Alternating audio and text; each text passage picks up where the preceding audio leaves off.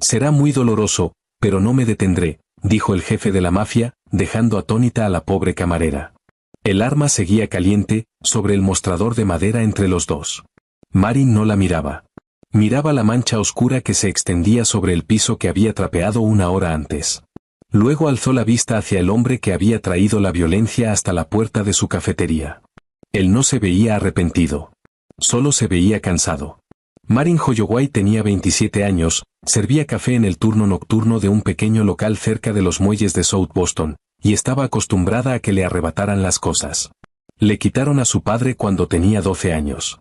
Le quitaron la carrera que había cambiado por toda su juventud, arruinada por una acusación con la que ella no tenía nada que ver.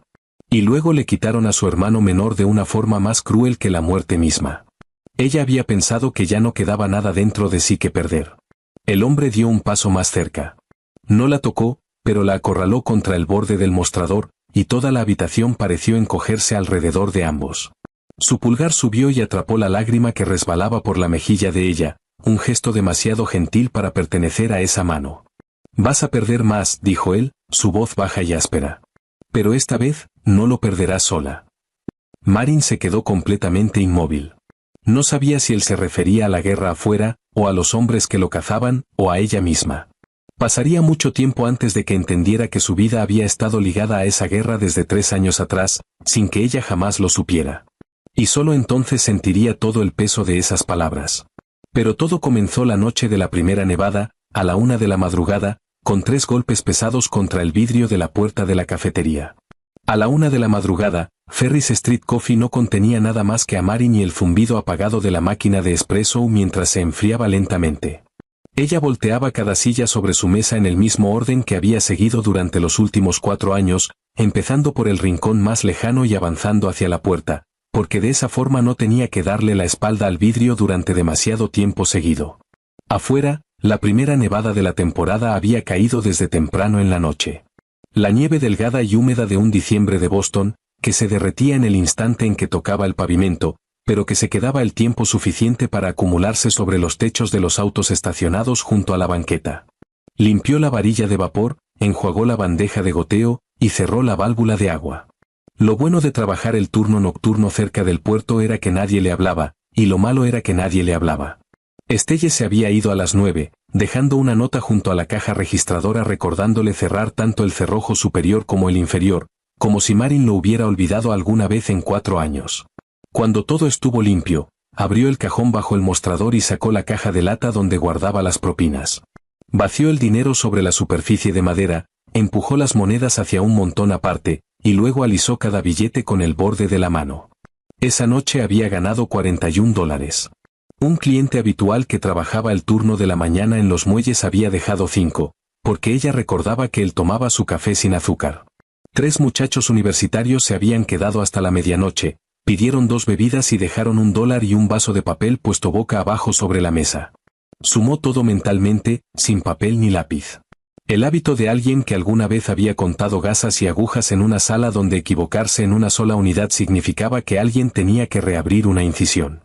Deslizó el fajo de billetes dentro de un sobre ya marcado con las palabras Marlowe Ridge, diciembre escritas debajo, con su letra firme y decidida.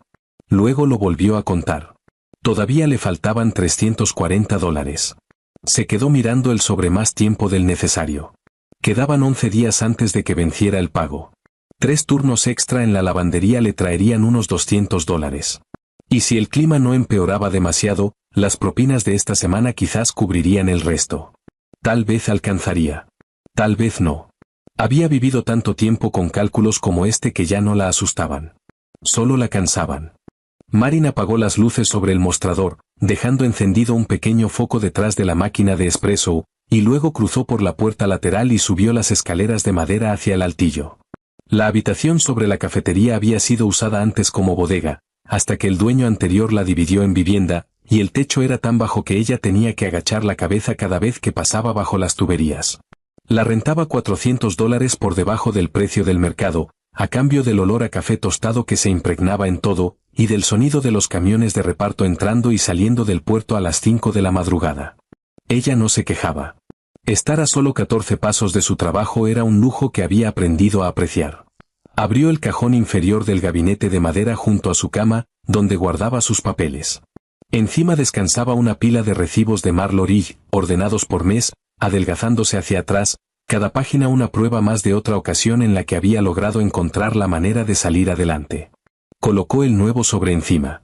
Al fondo del cajón, debajo de todo, yacía un sobrecolor marfil que se había amarillentado en las 4 esquinas. No tenía nada escrito. Había permanecido en ese mismo lugar desde el día en que se mudó de su antiguo apartamento. Y antes de eso, había estado guardado en una caja de zapatos. Y antes de eso, había pasado 2 semanas seguidas dentro del bolsillo de su abrigo. Marin lo miró durante unos 3 segundos. Luego empujó el cajón hasta cerrarlo y escuchó el pequeño clic del seguro. No lo había abierto en 3 años. Bajó de nuevo, se sentó en el banco alto detrás del mostrador, el único lugar del edificio que en verdad sentía suyo, sacó su teléfono, abrió la aplicación de grabación de voz, y presionó el botón rojo. «Soy yo, Esre». Su voz cambiaba en el instante en que decía esas primeras palabras, volviéndose más suave, más cálida, convirtiéndose en una voz que no usaba para nadie más en el mundo. La tienda estuvo increíblemente ocupada hoy. Todo un equipo del muelle número 7 llegó a las 10, y yo preparaba bebidas tan rápido que apenas podía respirar. Un señor pidió un café y luego se pasó 40 minutos contándome cómo su perro sabe abrir el refrigerador. Escuché toda la historia, y al final me dejó $1 de propina. Rió suavemente, con naturalidad, como si su hermano menor estuviera sentado justo enfrente del mostrador. Está nevando ahora, la primera nevada de la temporada.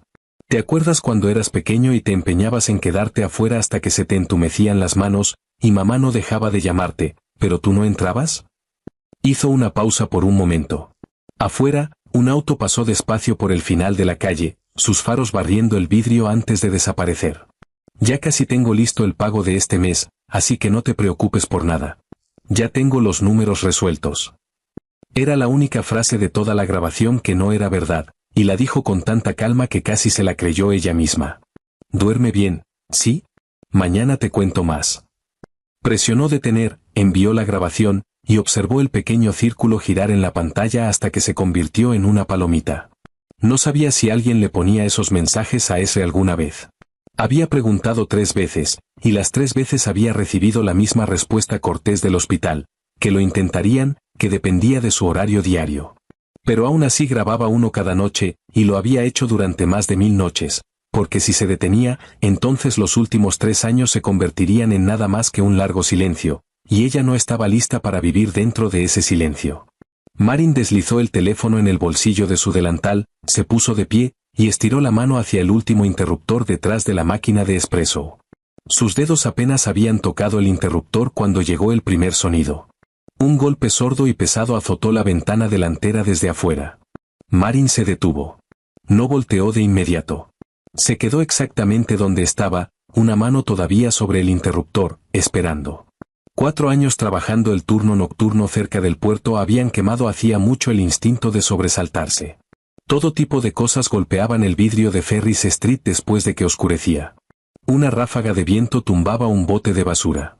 Hombres borrachos que salían tambaleándose del bar al final de la cuadra chocaban contra la ventana y luego se alejaban riendo. Una gaviota volaba directo contra el vidrio confundiendo la luz con espacio abierto. Había aprendido que el sonido aterrador no era el primero, sino el segundo, porque el primero podía ser un accidente, mientras que el segundo siempre era deliberado. El segundo golpe llegó como un palmo más abajo que el primero. Marin bajó del pequeño escalón de madera, rodeó el mostrador, y metió la mano en el compartimento más bajo, donde Stelle guardaba un viejo bate de béisbol de madera de fresno con cinta negra enrollada en el mango. Lo tomó sin levantarlo, sosteniéndolo recto contra su pierna, y caminó hacia el centro de la tienda. El tercer sonido no fue un golpe. Fue el sonido de algo pesado deslizándose lentamente por el vidrio, con una fricción arrastrada, terminando en un golpe suave cerca del suelo. Marin miró hacia afuera.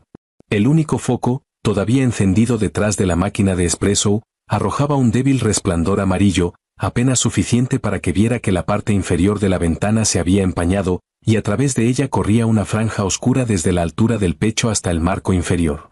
Alguien estaba sentado contra la puerta de su tienda. Se acercó más, dando 3 pasos, y se detuvo exactamente a la distancia de un brazo de la entrada.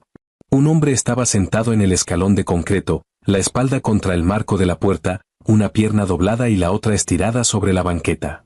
La nieve se había acumulado en una capa delgada sobre sus hombros y en su cabello negro y corto, mojado y pegado a su frente, una mano presionada con fuerza contra su costado derecho, los dedos hundidos profundamente en la tela como si intentara evitar que algo se derramara. Su otra mano colgaba suelta sobre su rodilla.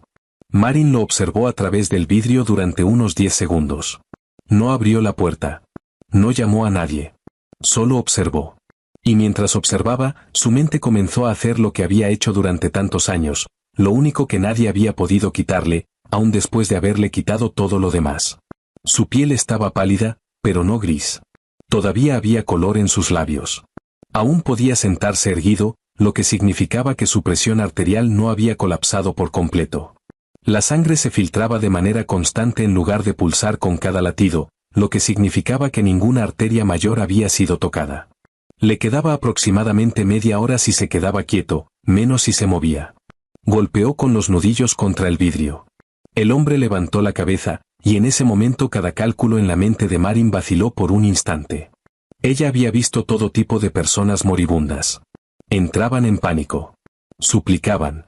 Se aferraban a la manga de alguien y hacían la misma pregunta una y otra vez. Este hombre no. La miró con ojos verde oscuro, completamente consciente, completamente presente. Y no había ni el más mínimo rastro de súplica en su mirada. Era la expresión de un hombre que había perdido un vuelo. Irritado, no amenazado. Marin quitó el cerrojo superior, dejó asegurado el inferior, y abrió la puerta no más ancha que el aliento de su mano. El aire frío y el olor a nieve mojada se colaron adentro. Estoy cerrada, dijo. El hospital Carney está a 4 cuadras de aquí. Siga derecho por esta calle, luego doble a la izquierda en el semáforo. El hombre no se movió. No puedo, dijo. Su voz era áspera y baja, quebrándose a la mitad de la palabra con una respiración corta. Ella se quedó parada detrás de la abertura estrecha, una mano todavía sujetando el bate contra su pierna. Entonces llame a una ambulancia. Todos conocen el número. No puedo. Lo dijo de nuevo, tan tranquilo como si estuviera rechazando una taza de café. Y fue la manera en que lo dijo lo que impidió que Marin cerrara la puerta en ese momento. La gente mentía de forma distinta. Cuando la gente mentía, explicaba. Divagaba. Construía historias sobre peleas de bar o accidentes automovilísticos. Este hombre no ofreció ninguna explicación. Solo repitió esa única palabra, como si fuera un hecho del mundo que ella debiera entender sin que se lo dijeran. Él sabía que moriría en esa banqueta si ella cerraba la puerta. Y aún así, no se molestaba en inventar una historia. Ella entendió que él no podía ir a un hospital. Y sabía muy bien cuántas razones existían en este mundo por las que una persona no podía ir a uno. No soy doctora, dijo ella. Sirvo café. Él no respondió. Levantó la mano libre lentamente, asegurándose de que ella viera cada movimiento, y luego apartó el borde de su abrigo. La luz amarilla del interior de la tienda captó un parche de metal gris en su cintura. No lo sacó. No lo señaló. Solo mantuvo su abrigo abierto exactamente durante 3 segundos, luego lo dejó caer. Y a lo largo de esos 3 segundos, jamás apartó la mirada de los ojos de ella. No era una amenaza. Era una declaración. Le estaba diciendo con precisión qué clase de hombre tenía enfrente para que ella decidiera por sí misma.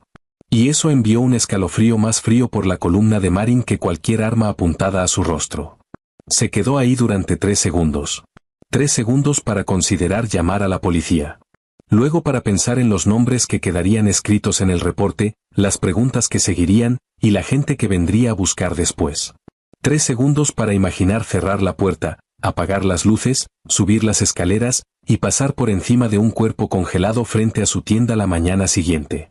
3 segundos para pensar en el sobre en el cajón que todavía le faltaban $340. Luego se agachó, soltó el cerrojo inferior, y abrió la puerta por completo. No sangre sobre las sillas, dijo. Acabo de limpiarlas. Él no pudo ponerse de pie de inmediato. Marin tuvo que agacharse, deslizar su hombro bajo el brazo de él, y levantarlo. E inmediatamente entendió que estaba lidiando con mucho más peso del que había calculado a través del vidrio. El hombre era pesado, no de grasa, sino de huesos anchos y músculo denso, el tipo de peso que la obligó a plantar un pie detrás para no caer. ¿Puede caminar?, preguntó ella. Y él respondió dando un paso. Pasaron junto al mostrador, junto a la fila de sillas volteadas sobre las mesas, y Marin no lo llevó a ninguna de ellas. Empujó con la cadera la puerta batiente hacia la cocina trasera, lo cruzó a través de ella, y encendió la luz fluorescente arriba. Una luz blanca y dura se derramó sobre una cocina larga y angosta, con estantes en ambos lados, y una mesa de acero inoxidable al centro donde Estelle rebanaba pan y preparaba ensaladas para el turno de la mañana. «Aquí arriba», dijo ella. El hombre miró la mesa, luego a ella, luego colocó ambas manos sobre el borde y se levantó hasta quedar encima. Marin escuchó su respiración cambiar a mitad del movimiento. Una respiración corta se atoró en su garganta, pero ningún gemido la siguió. Ella tomó una toalla limpia del estante, la extendió bajo la cabeza de él, y luego presionó ligeramente su hombro hasta que quedó recostado. «Quítese el abrigo». Él no se movió. La miró, y su mirada era la misma que había tenido afuera de la puerta. Alerta y calculadora, la mirada de un hombre que aún no había decidido que era ella. Marin no esperó. Tomó las tijeras de tela del cajón de utensilios, las grandes con hojas anchas y puntas romas que usaban para cortar papel encerado. «Si tengo que cortarle el abrigo, le cobro extra por las tijeras», dijo. Una esquina de la boca de él se movió ligeramente, no del todo una sonrisa. Luego levantó la mano y él mismo se desabrochó el abrigo, un botón a la vez, despacio, y cuando liberó su hombro de la tela, todo su rostro se tensó por un segundo antes de volver a acomodarse. Debajo había una camisa blanca que ya no era blanca en la parte inferior derecha. Marin cortó hacia arriba desde el dobladillo a lo largo de sus costillas, dobló la tela hacia un lado, y por primera vez esa noche vio exactamente a qué se enfrentaba. Un pequeño orificio redondo con bordes desgarrados, ubicado a 2 dedos de ancho sobre su cadera, sangrando de manera constante en lugar de a chorros. Deslizó una mano bajo su espalda, palpó a lo largo de su columna, luego alrededor de su costado, presionando un lugar a la vez, y no encontró lo que buscaba. ¿Hay orificio de salida?, preguntó. «No he visto ninguno», respondió él. Marin retiró la mano y miró hacia su palma. La bala seguía dentro de él.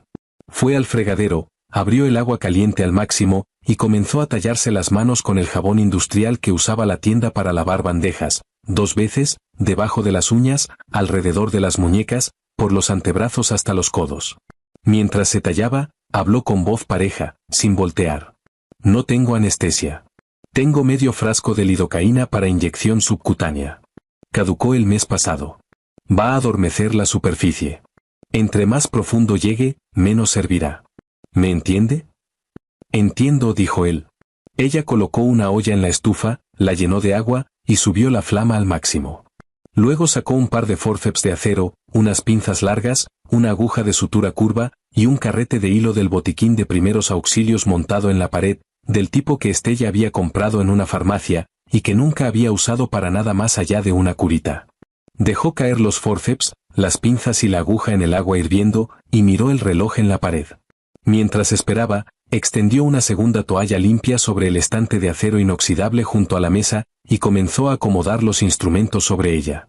No los colocó al azar. Puso los forceps en el extremo izquierdo, las puntas hacia afuera. Las pinzas fueron junto a ellos, paralelas, a exactamente la misma distancia. La aguja enhebrada descansaba debajo, su curva hacia arriba. Las gasas, ya rasgadas, estaban apiladas en 3 montones, cada uno contado con precisión. La botella de solución salina permanecía abierta a su derecha, donde pudiera alcanzarla sin mirar.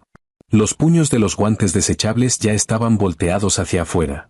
Una pequeña linterna descansaba en la esquina, su haz apuntando hacia adentro. Todo estaba exactamente donde su mano lo buscaría, en el orden exacto en que su mano lo necesitaría, y lo hizo todo sin detenerse a pensar ni una vez. El hombre sobre la mesa de acero giró la cabeza y estudió el estante durante un largo rato. «¿A qué se dedicaba?», preguntó. Marin no respondió. Se puso los guantes, vertió solución salina sobre la piel alrededor de la herida, la secó con una gasa, luego tomó el frasco de lidocaína, y extrajo el medicamento en una jeringa, golpeando ligeramente el cilindro hasta que las burbujas de aire subieran a la superficie. No respondió porque si abría la boca, tendría que decir lo que había estado pasando por su mente durante los últimos 10 minutos, y no lo había dicho en voz alta a nadie en 3 años. Toda su vida laboral la había pasado parada del otro lado de una mesa exactamente como esta. Ella era la persona que colocaba los forceps en una mano extendida. Era la persona que contaba las gasas antes del cierre y las volvía a contar después, y luego leía el número en voz alta para que toda la sala lo escuchara. Era la persona que sabía lo que el cirujano necesitaría antes de que tuviera tiempo de nombrarlo. La persona que se quedaba de pie 8 horas seguidas sin sentarse.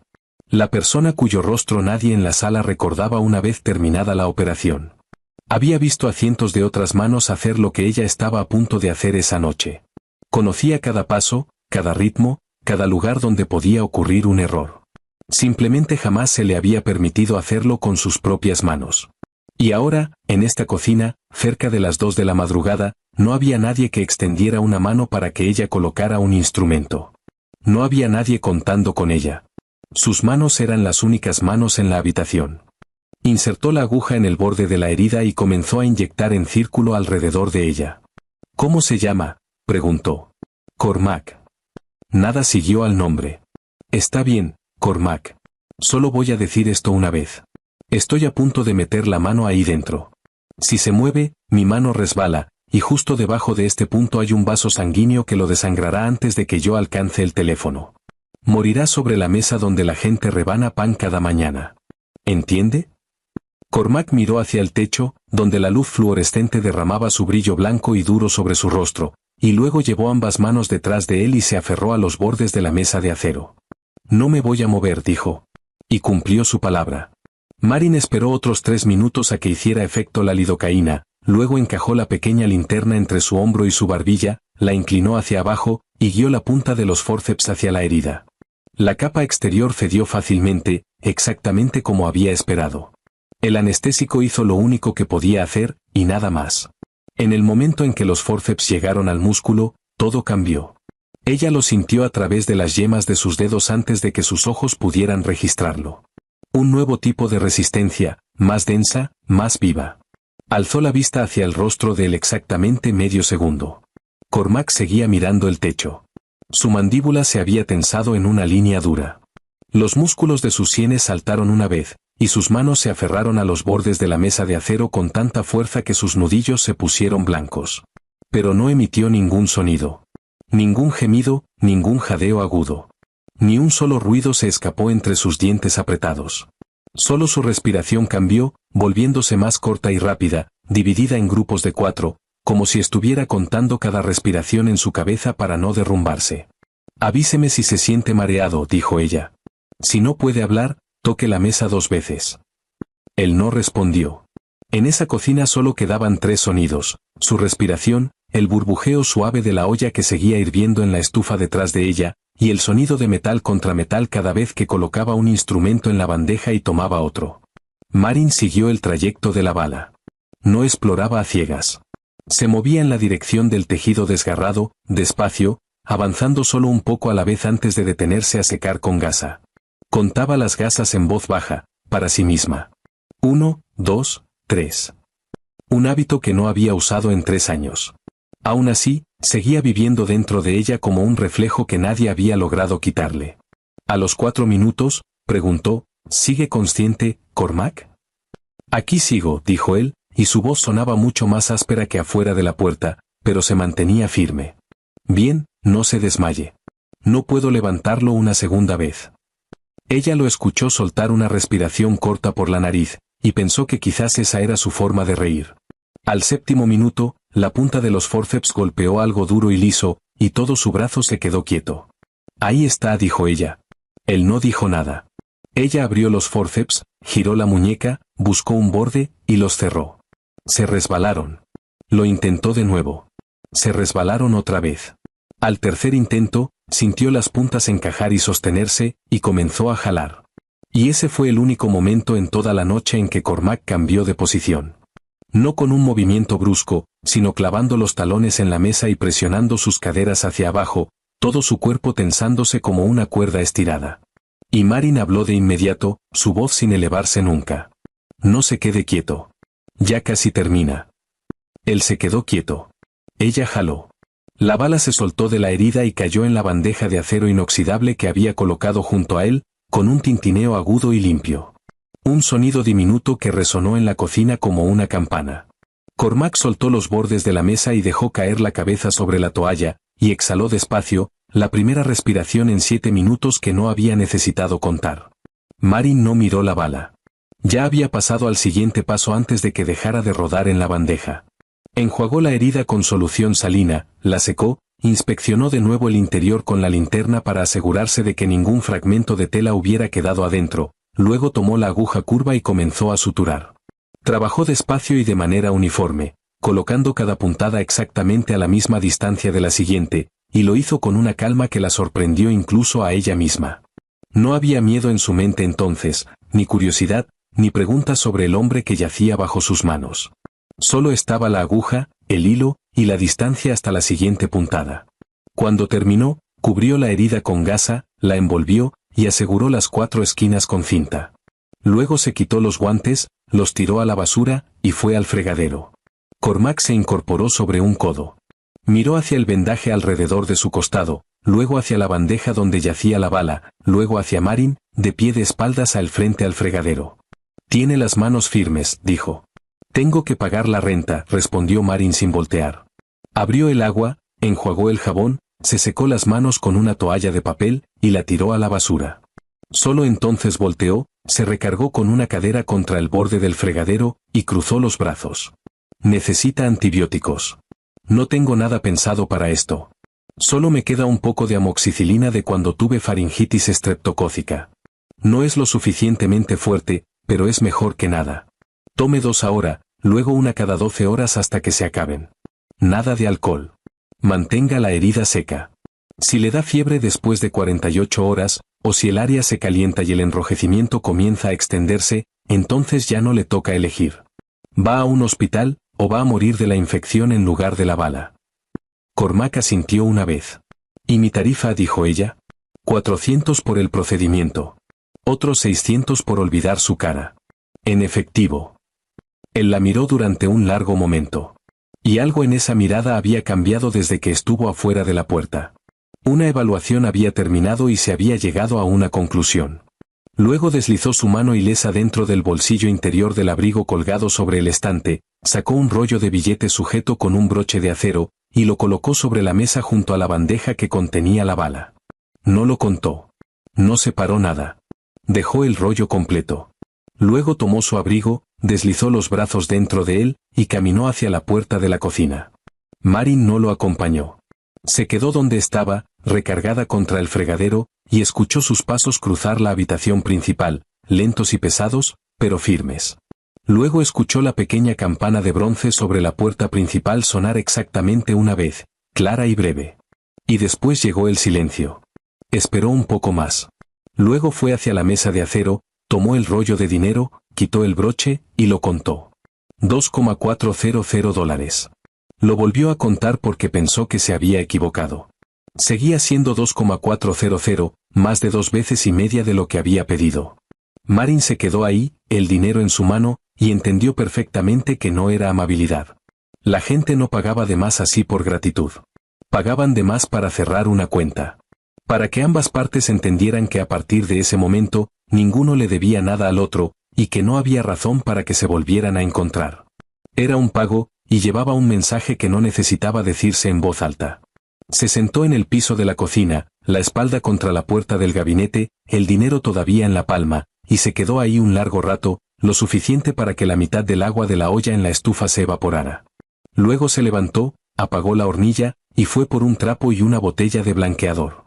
Limpió la mesa de acero 3 veces, cuidadosamente limpiando las 2 ranuras a lo largo del borde donde Estelle siempre dejaba caer migajas de pan. Luego limpió el piso, lavó la bandeja, y llevó la bala al bote de basura en el callejón detrás de la tienda. Los siguientes 2 días pasaron como cualquier otro. Un turno matutino en la lavandería, un turno vespertino en la cafetería, una grabación de voz enviada a Esre antes de apagar las luces, y lo único que cambió fue que durmió sin apagar el pequeño foco detrás de la máquina de espresso. A la tercera noche, no nevaba, solo aguanieve golpeteando contra el techo de metal corrugado de la bodega al otro lado de la calle. Marin cerró 15 minutos antes de lo habitual porque solo habían entrado 4 clientes en toda la noche. Estaba limpiando el mostrador de madera, la limpieza final del día, cuando la ventana delantera explotó. No se agrietó primero. El vidrio completo se hizo añicos de golpe con un estallido seco y agudo, y miles de fragmentos se derrumbaron sobre el piso de baldosas en un largo rugido, como si alguien hubiera vaciado una caja entera de botellas al suelo. Marin se lanzó detrás del mostrador antes de que cayera el último fragmento. Se tendió de lado, una mejilla presionada contra el suelo, y desde esa posición exacta escuchó botas pisando sobre el vidrio roto. 2 hombres, sus pasos firmes y sin prisa. No buscaron la caja fuerte. No tocaron la caja registradora, que estaba a solo un brazo de distancia de donde ella yacía. El hombre al frente se detuvo en el centro de la tienda, y cuando habló, su voz era aguda y delgada, la voz de alguien que intentaba sonar más tranquilo de lo que en verdad estaba. ¿Dónde está? Marin no respondió de inmediato. Buscó el bate de béisbol bajo el mostrador, y sus dedos encontraron espacio vacío, y entonces recordó que Estelle lo había tomado prestado esa mañana para sostener abierta la puerta del almacén después de que una bisagra se había corrido. Colocó ambas palmas contra el piso, exhaló una vez, y se levantó. La caja ya está abierta, dijo. Lleven todo el dinero de adentro. En cuanto a la caja fuerte pequeña bajo el mostrador, no tengo el código. Lo tiene el dueño. El segundo hombre se rió. Era más grande y sostenía algo metálico colgando suelto a su costado.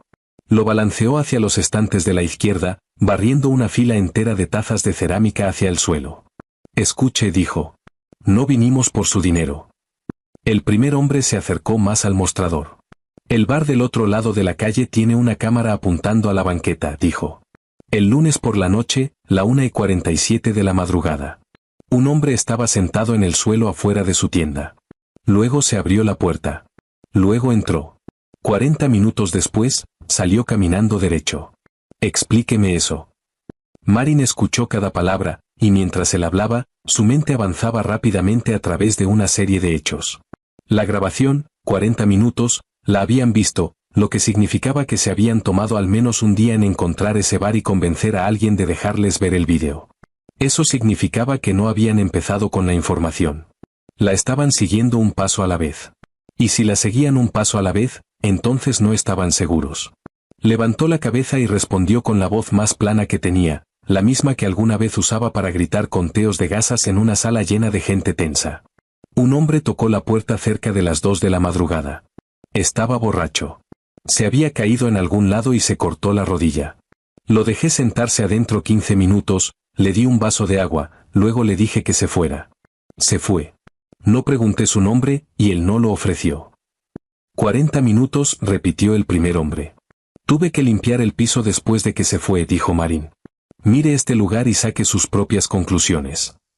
Sus ojos se movieron hacia el reloj redondo colgado en la pared detrás de ellos, tan rápido que ni ella misma registró bien lo que había hecho. 11:52. El segundo hombre avanzó y barrió toda la pila de vasos de papel del mostrador. ¿Sabe cuál es su problema?, dijo. Su problema es que ese hombre no fue a ni un solo hospital en esta ciudad. Revisamos todos. Estaba sangrando así y nunca fue a un hospital, lo que significa que alguien lo curó. Y a 4 cuadras a la redonda, usted era la única abierta esa noche. Sirvo café, dijo Marin. No curó nada. El primer hombre la estudió durante un largo rato.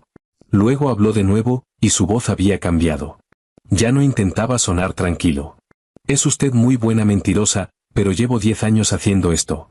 Y sé una cosa. Cuando la gente dice la verdad, se enoja. Cuando mienten, se quedan tranquilos. Usted está demasiado tranquila. Sacudió la cabeza hacia su compañero. El segundo hombre rodeó el mostrador. Marin retrocedió un paso y su columna golpeó el borde del estante de vidrio. Él levantó el pie y una sombra salió del pasillo oscuro que llevaba a la cocina trasera. No entró por la puerta principal donde ambos hombres miraban. Vino desde detrás de ellos.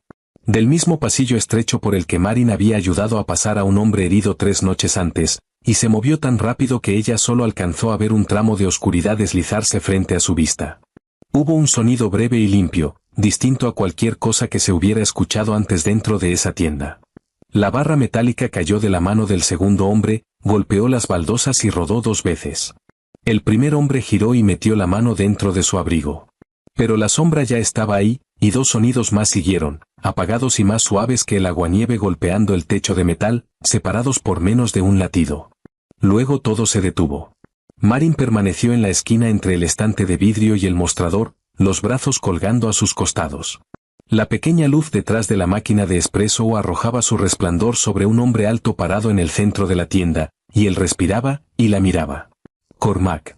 Vestía ropa oscura, no la de la otra noche, y su peso se inclinaba ligeramente hacia la izquierda, la postura de alguien que protegía un costado de su cuerpo de la presión.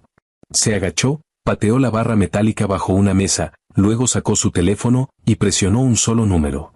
Ferris Street, dijo en él. 2. Traigan el vehículo a la puerta trasera. Colgó la llamada. Marin rodeó el mostrador.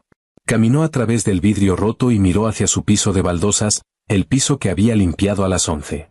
Lavé este piso hace una hora, dijo. Cormac la miró. Algo muy parecido a la admiración cruzó su rostro y desapareció. El vehículo llegó 8 minutos después. Una camioneta color carbón entrando al callejón trasero sin las luces encendidas. 3 hombres entraron. Ninguno le habló. Ninguno la miró por más de un segundo.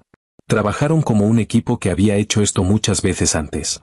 En 20 minutos, Ferris Street Coffee se había convertido en la escena de un robo. La caja fuerte había sido forzada. El cajón bajo el mostrador había sido sacado y volteado. 2 mesas habían sido tiradas de lado. Las marcas en el piso se limpiaron con una solución de una botella de plástico sin etiqueta, luego se limpiaron de nuevo con el blanqueador propio de la tienda, para que el olor coincidiera con todo alrededor. Un hombre barrió el vidrio roto hacia el centro del pasillo, luego esparció algunos fragmentos de vuelta sobre la banqueta en un patrón que llevaba de afuera hacia adentro. El tercer hombre aseguró una lámina de madera contrachapada sobre el marco vacío de la ventana. Marin se quedó en la esquina de la tienda y observó de principio a fin, y no hizo una sola pregunta porque entendía exactamente lo que estaba viendo. Por la mañana, Estelle recibiría una llamada avisándole que la tienda había sido robada. Maldeciría, contactaría a la aseguradora, y se quejaría de que el vecindario empeoraba cada día. Nadie llamaría a la policía. En el distrito del puerto de South Boston, la gente había aprendido hacía mucho que llamar a la policía solo empeoraba las cosas, que los reportes creaban preguntas. Las preguntas hacían que la gente tocara puertas. Y al final, quien siempre pagaba por todo eso era el que se quedaba atrás en la tienda, no el que ya se había ido. La camioneta salió del callejón trasero cerca de la 1 de la madrugada, y cuando el sonido de su motor finalmente desapareció al final de la calle, solo quedaron 2 personas dentro de la tienda. Cormac estaba parado junto a la mesa volteada, una mano apoyada contra el respaldo de una silla. Marin caminó detrás del mostrador y puso sobre la superficie de madera el arma que él le había entregado antes, porque no sabía qué más hacer con ella. Luego se giró y lo miró directamente. Váyase, dijo. Cormac no se movió. Hablo en serio. Llévese todo lo que le pertenece. Salga por esa puerta y no vuelva jamás a esta calle. Hace 3 noches, yo lo salvé. Esta noche, usted me salvó a mí. Eso nos deja parejos. Ninguno le debe nada al otro. Ahora váyase. Su voz no subió de tono, pero tembló al final de la frase, y ella odió ese temblor más que cualquier otra cosa que hubiera pasado esa noche. Señaló hacia la lámina de madera contrachapada que cubría el lugar donde había estado la puerta de vidrio. Mire esta tienda. Llevo 4 años trabajando aquí. Estelle me ha mantenido con vida durante 4 años. Tiene 60 años, y mañana va a llorar por esa puerta, y yo voy a tener que quedarme ahí mirándola llorar mientras le miento. Cormac todavía no respondía. Solo la observaba, y su silencio la hizo seguir hablando, más rápido ahora. ¿Sabe qué fue lo que más me asustó esta noche? No fue el vidrio rompiéndose. Fue cuando ese hombre dijo que había revisado todos los hospitales de la ciudad. Pasó 2 días haciendo eso. La gente no gasta 2 días en algo pequeño. No sé quién es usted, y no quiero saberlo, pero sé una cosa con certeza. Usted es el tipo de hombre por el que otras personas están dispuestas a pasar 2 días buscando. Yo no soy así. Sirvo café. Estoy en el fondo, y me he quedado en el fondo durante 3 años, y tengo mis razones. En cuanto usted se vaya de aquí, puedo volver a ese fondo. Cormac no discutió ni una sola palabra. Metió la mano al bolsillo interior de su abrigo, sacó su teléfono, abrió la pantalla, deslizó el dedo 2 veces, y luego lo volteó y lo sostuvo frente a ella. Marin no quería mirar, pero ya lo había hecho. Era una fotografía tomada de noche, ligeramente borrosa y mal iluminada. El tipo de foto que alguien tomaba a distancia a través de la ventana de un auto. El encuadre mostraba el frente de un edificio bajo de 3 pisos, de ladrillo rojo, con una fila de luces amarillas a lo largo de la entrada. La cámara apuntaba al segundo piso. La cuarta ventana desde la izquierda estaba iluminada, su cortina corrida a la mitad, y sobre el alféizar había una pequeña planta que la misma Marin había llevado ahí en septiembre. Un cactus miniatura en una maceta de cerámica azul, lo único en esa habitación que ella había elegido. En la esquina inferior derecha de la fotografía había una pequeña marca de fecha y hora. La noche anterior, las 7:22 de la tarde. Marin tomó el teléfono. No se había dado cuenta de que había estirado la mano hacia él. Se quedó parada en medio de la tienda, entre el vidrio roto que habían barrido hacia una esquina, y miró la fotografía durante mucho tiempo, mucho más del necesario para entenderla. ¿Tiene a alguien vigilando a mi hermano?, dijo, y su voz había perdido todo rastro de la calma plana que había sostenido toda la noche. No, dijo Cormac. Esta foto no la tomó nadie de mi gente. Me la enviaron a mí. A las 10 de esta mañana, continuó, su voz igual de baja y pareja que cuando estaba tendido sobre la mesa de acero, desde un número desconocido. Sin mensaje, sin exigencias. La gente no envía fotos así para asustarlo a uno. Las envían para mostrarme que encontraron aquello con lo que me obligarán a pagar si no retrocedo. ¿Entiende? No le estaban enviando un mensaje a usted. Me lo estaban enviando a mí, a través de la ventana de su hermano. Marin bajó de nuevo la mirada hacia la pantalla. La cuarta ventana, el cactus, las luces amarillas en la entrada bajo las que había caminado cientos de veces, cada domingo por la tarde a exactamente las 4, porque a las 4 era cuando ese estaba más alerta. Durante 3 años, había vivido con una sola creencia, y jamás la había dicho en voz alta a nadie, ni siquiera a sí misma. La creencia era esta: ya le habían quitado todo. Y el precio de perderlo todo era que se volvería invisible. Y esa invisibilidad era una manta, y bajo esa manta, la única persona que le quedaba podía yacer sin ser molestada mientras ella mantuviera la cabeza baja, siguiera sirviendo café, no pidiera nada, no presentara demanda alguna, no se quejara, y jamás mencionara lo que había pasado. 3 años atrás, a nadie. Ese estaría a salvo. Ese era el acuerdo que había firmado con el mundo, y había pagado cada centavo que exigía. Miró hacia el cactus en el alféizar del segundo piso. Ese acuerdo acababa de romperse en la palma de su mano. El hombre se acercó más. No la tocó, pero la empujó hacia atrás contra el borde del mostrador, y toda la habitación pareció encogerse de repente alrededor de ambos. Su pulgar subió y atrapó la lágrima que resbalaba por su mejilla. «Vas a perder más», dijo, su voz áspera y baja. «Pero esta vez, no lo perderás sola».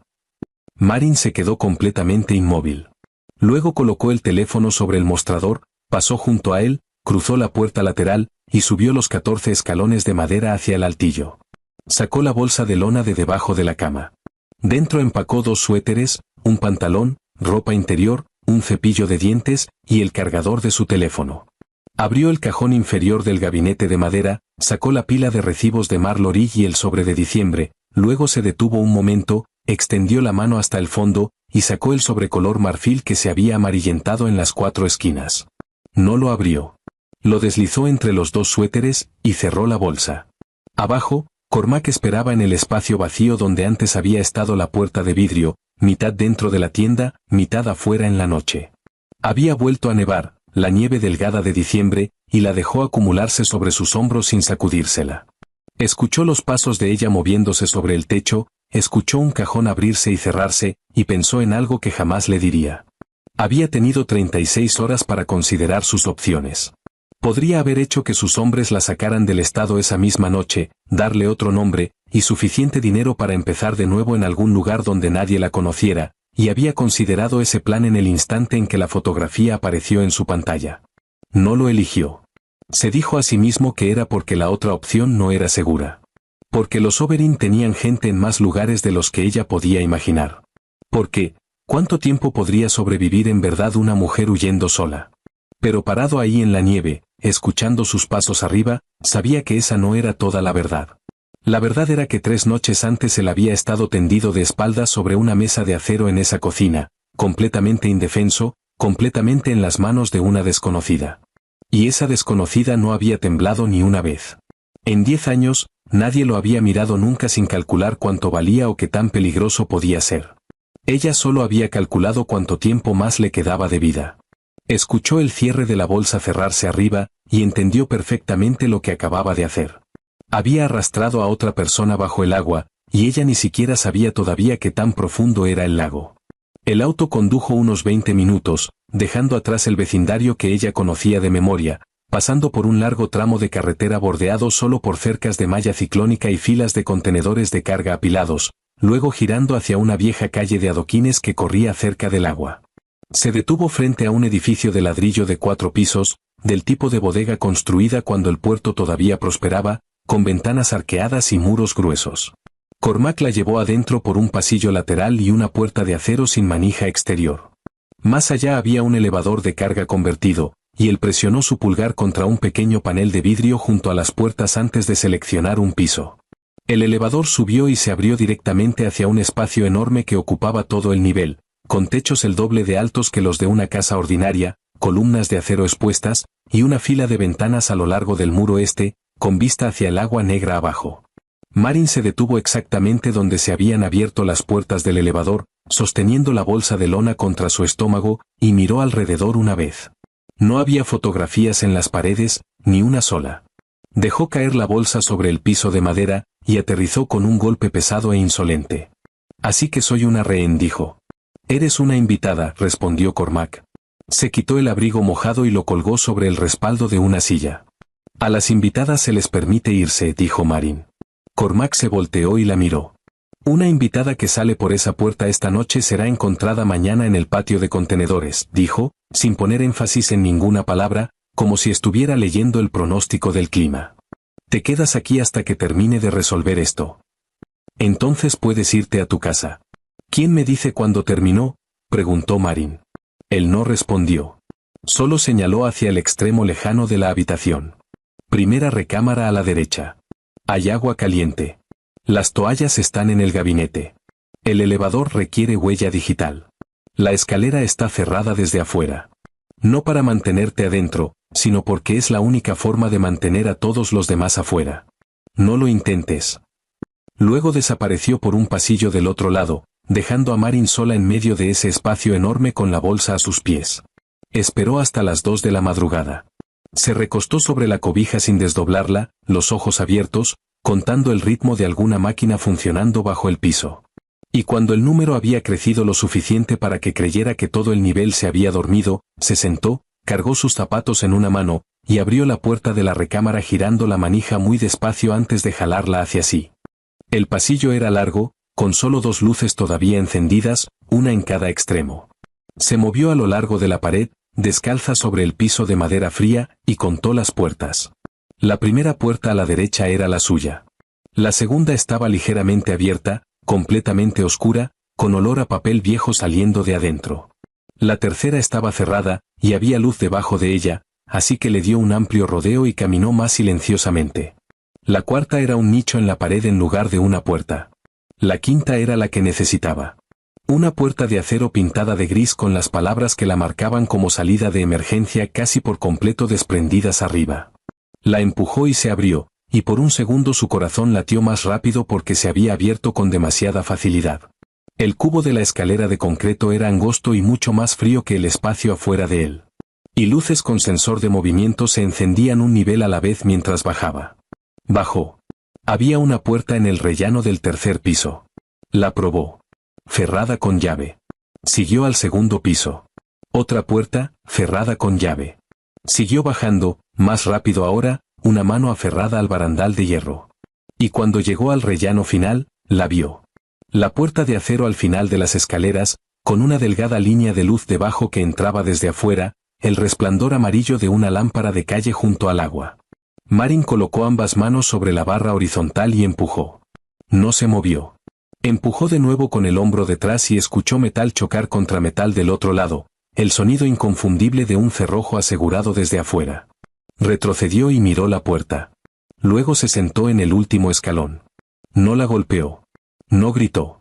Se sentó ahí con los pies descalzos sobre el concreto frío, sus zapatos todavía en una mano, y observó la delgada franja de luz debajo de la puerta.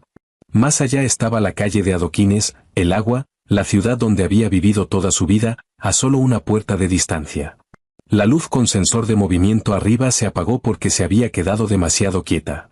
Y permaneció ahí en la oscuridad, sin siquiera moverse lo suficiente para hacer que volviera a encenderse. Pensó en cómo, durante los últimos 3 años, había creído que estaba eligiendo su propia vida. Había creído que servir café en el turno nocturno era una elección, que mantener la cabeza baja era una elección, que negarse a presentar una demanda era una elección. Sentada en esa escalera, entendió que durante esos 3 años, había existido una puerta exactamente como esta, y simplemente nunca había bajado lo suficiente para intentar empujarla. No supo cuánto tiempo se quedó ahí sentada. Cuando sus pies se entumecieron por completo, se puso de pie, se calzó los zapatos, y comenzó a subir de nuevo. Las luces se encendían un nivel a la vez con sus pasos, despacio, como si el edificio reconociera su presencia con renuencia. Empujó la puerta de emergencia en el último piso, entró al pasillo, y se detuvo. Un hombre esperaba al final. Se veía de casi 50 años, hombros anchos, cuello grueso, y una nariz torcida bruscamente hacia un lado por una fractura que nunca se había curado bien. No le bloqueó el paso. No preguntó dónde había estado. Sostenía 2 vasos de papel con café, y le extendió uno. Marin miró el café, luego a él. Luego lo tomó. Todavía estaba caliente, lo que significaba que apenas lo habían servido, lo que significaba que él sabía que ella había estado allá abajo y había esperado lo suficiente para asegurarse de que siguiera caliente cuando ella regresara. Gus Delany dijo. Eso fue todo lo que dijo. Luego se dio vuelta y caminó hacia el final del pasillo, dejándola sola con el café caliente en la mano y la puerta de emergencia cerrándose lentamente detrás de ella. A la mañana siguiente, Marin despertó a las 6:30 porque su cuerpo no sabía dormir hasta más tarde. Y cuando llegó a la cocina abierta, Gus Delany ya estaba ahí sentado con un periódico doblado en cuartos y un plato con 2 rebanadas de pan tostado frente a él. Señaló con la cabeza hacia la cafetera en la estufa. Todavía está caliente, dijo. El azúcar está en el gabinete de arriba, a la izquierda. Marin se sirvió una taza sin azúcar y se recargó contra el mostrador de piedra frente a él en lugar de sentarse. A la luz del día, él se veía mayor de lo que había pensado la noche anterior, con el cabello corto entrecano y 2 manos grandes y ásperas descansando sobre la mesa. ¿Dónde está él?, preguntó. Se fue a las 5, dijo, y volteó una página del periódico. Hay huevos en el refrigerador. Si tiene hambre, nadie la va a envenenar.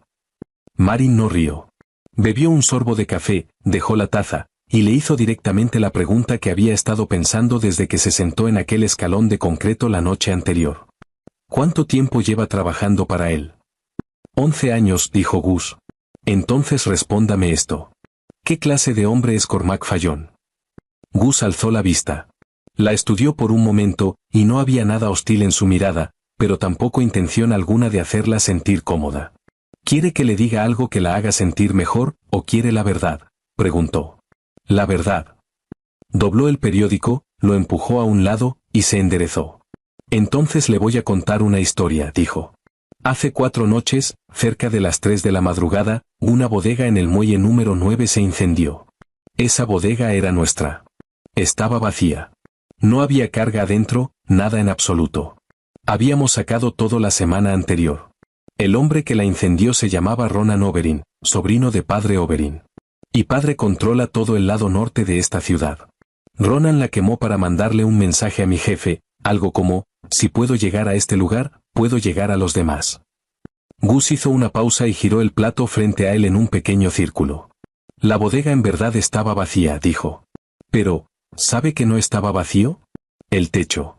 Durante el invierno, la gente duerme en los techos de las bodegas abandonadas alrededor de este puerto porque están protegidos del viento ahí arriba, y las tuberías de ventilación dan calor. Todos los que trabajan en el puerto lo saben. Nosotros lo sabemos. Los Oberyn también lo saben. Ronan vertió combustible en las 4 esquinas y prendió fuego al lugar a las 3 de la madrugada sin dar ni una vuelta, sin gritar una advertencia, sin mandar a nadie a revisar si había alguien ahí. No revisó. No porque hubiera calculado que no había nadie, sino porque el pensamiento nunca cruzó su mente. Marin dejó su taza de café sobre el mostrador de piedra. ¿Había alguien arriba?, preguntó. Esa noche no, dijo Gus. Hacía demasiado frío, así que todos habían bajado a dormir bajo el paso elevado. Suerte, dijo la palabra suerte con una voz que hacía que no sonara nada parecido a la suerte. Mi jefe recibió la noticia a las 3:20. No dijo una palabra. Se quedó parado en esa ventana de allá durante unos 5 minutos, y luego salió a buscar a Ronan Oberyn esa misma noche. No esperó hasta la mañana. No convocó una reunión. No pidió la opinión de nadie. Gus miró a Marin.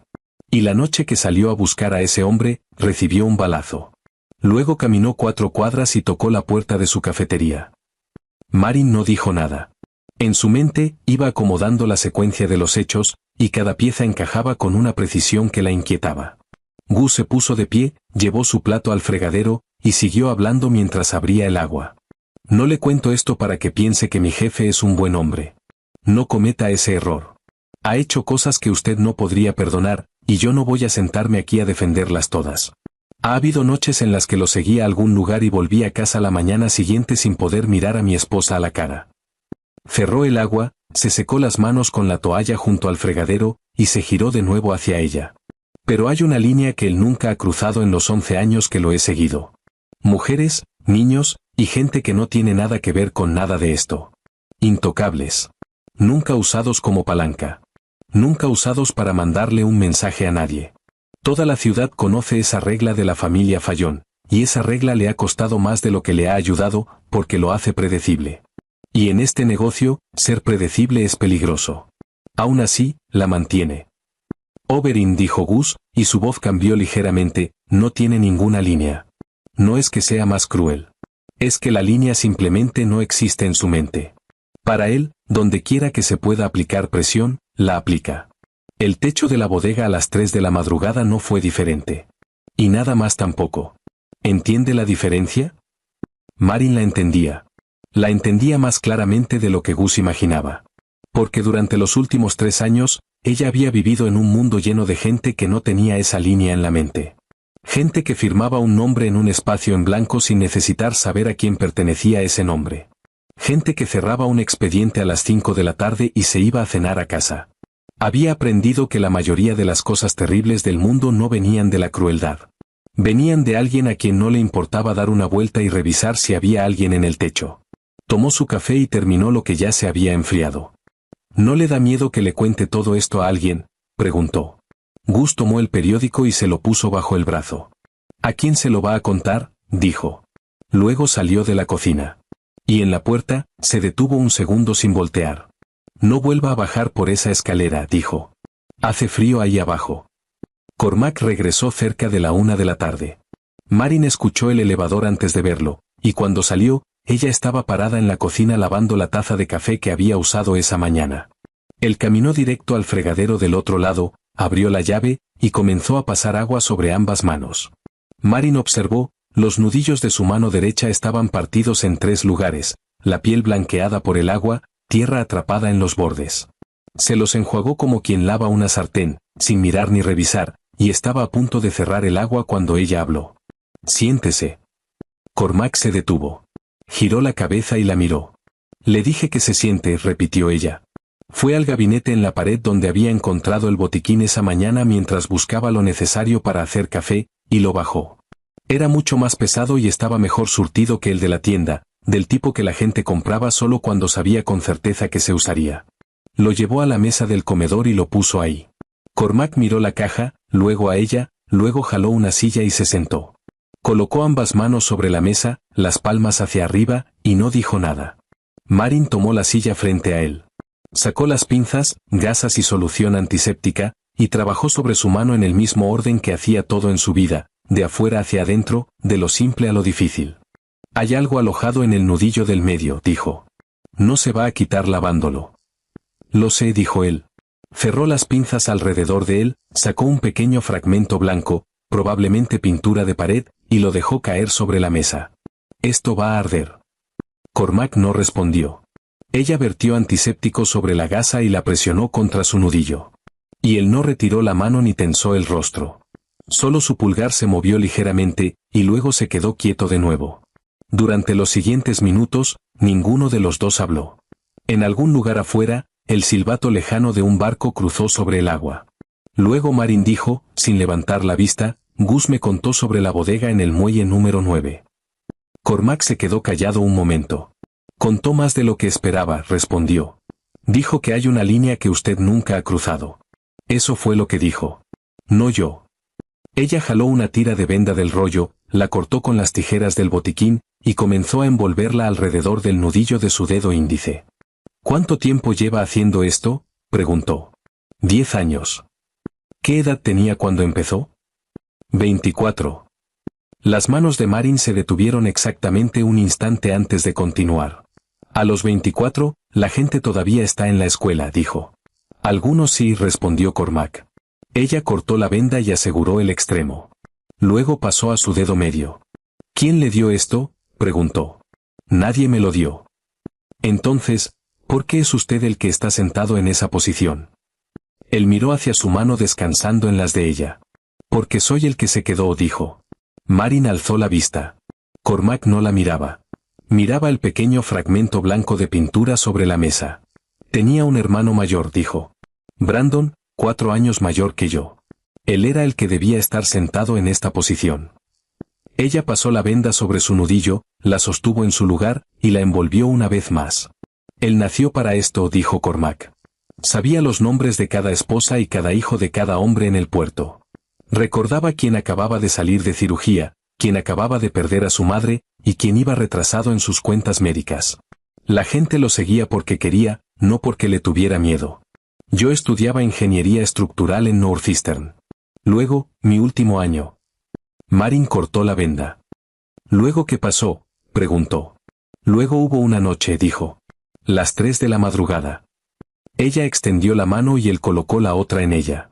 Y comenzó de nuevo desde el principio con los nudillos de su mano izquierda. Estos estaban menos dañados, solo raspados. Nuestra casa se incendió, dijo.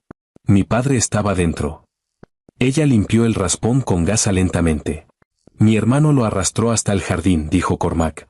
Luego volvió a entrar porque creyó que todavía había alguien en la cocina. No había nadie. Logró salir de nuevo, pero salió con esto. Levantó su brazo izquierdo y volteó la parte interna hacia ella. Una vieja cicatriz de quemadura corría desde su muñeca casi hasta el codo, la piel lisa y más oscura que la carne alrededor. No es de él, dijo. Es mía. Yo entré por él. Marin estudió la cicatriz un momento, luego bajó su brazo a la mesa. ¿Su padre murió esa noche?, preguntó. Sí. ¿Y su hermano? Cormac guardó silencio más tiempo esta vez. 3 años después, dijo. Ella cortó la última tira de venda y la aseguró. Listo. No moje sus manos en agua caliente por 2 días. Si alguno de estos lugares empieza a palpitar en lugar de solo arder, llámeme. Él dobló y estiró los dedos una vez, examinó las vendas, y luego se puso de pie. Gracias, dijo. Era la primera vez que le decía esas palabras. Marin recogió la gasa sucia en su palma, la tiró a la basura, cerró el botiquín, y lo llevó de vuelta a guardarlo. Recordaba vagamente haberlo sacado del gabinete de la cocina, pero el estante estaba alto y ella sostenía la caja con ambas manos, así que se dirigió hacia el pequeño librero contra la pared en la habitación exterior con la intención de dejarla ahí temporalmente. El borde de la caja golpeó el lomo de un cuaderno de tapa dura recargado al final del estante. El cuaderno cayó y una fotografía se deslizó de entre sus páginas y aterrizó en el piso de madera. Marin dejó la caja y se agachó a recogerla. Era una fotografía impresa, sus bordes desvaídos por el tiempo, tomada al aire libre. 2 hombres estaban de pie uno junto al otro. El de la derecha era Cormac, mucho más joven, sin ninguna cana en el cabello, con media sonrisa, como si alguien lo hubiera atrapado a mitad de convencerlo de reír. El hombre de la izquierda era ligeramente más alto, más ancho de hombros, con un brazo rodeando el cuello de su hermano menor. Pero Marin no miraba a ninguno de los dos. Miraba el edificio detrás de ellos. Ladrillo color crema, puertas anchas de vidrio, y sobre la entrada, un dosel de metal con una línea de palabras que ella no necesitaba leer para saber qué decían, porque había caminado bajo ese dosel 4 veces por semana durante 6 años seguidos. Había otro detalle junto al lado derecho de la puerta que solo alguien que hubiera trabajado ahí notaría. Una columna de granito con una esquina astillada después de que una ambulancia se había estrellado contra ella en reversa. Los dedos de Marin se apretaron alrededor del borde de la fotografía. ¿Dónde se tomó esto?, preguntó, y escuchó su propia voz salir perfectamente normal. Cormac estaba parado en la puerta de la cocina. Miró, vio la fotografía en su mano, y su expresión no cambió. Merci general, dijo. Se tomó antes de que mi hermano entrara ahí.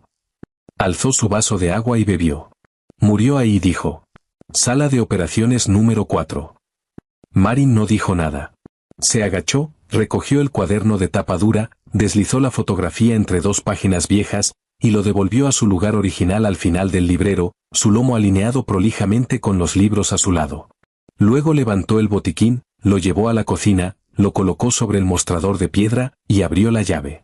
Se lavó las manos, agua caliente, jabón 2 veces, debajo de las uñas, alrededor de las muñecas, por los antebrazos hasta los codos. Cuando terminó, se las volvió a lavar. Su pulgar hacía círculos sobre la palma opuesta, luego entre los dedos, luego a través del dorso de sus manos, siguiendo la secuencia exacta de 6 pasos que le habían enseñado cuando tenía 21 años, y que había repetido no menos de 10,000 veces en su vida. Pero aquí es solo el comienzo de la historia. Lo que suceda después lo cambiará todo. Se revelarán secretos. Vidas se destrozarán. Y el amor se pondrá a prueba de maneras que jamás imaginaste. Si quieres ver la parte 2, solo tienes que hacer lo siguiente. Mano blanca indicando hacia la derecha, dale me gusta a este vídeo, así sabemos que quieres más.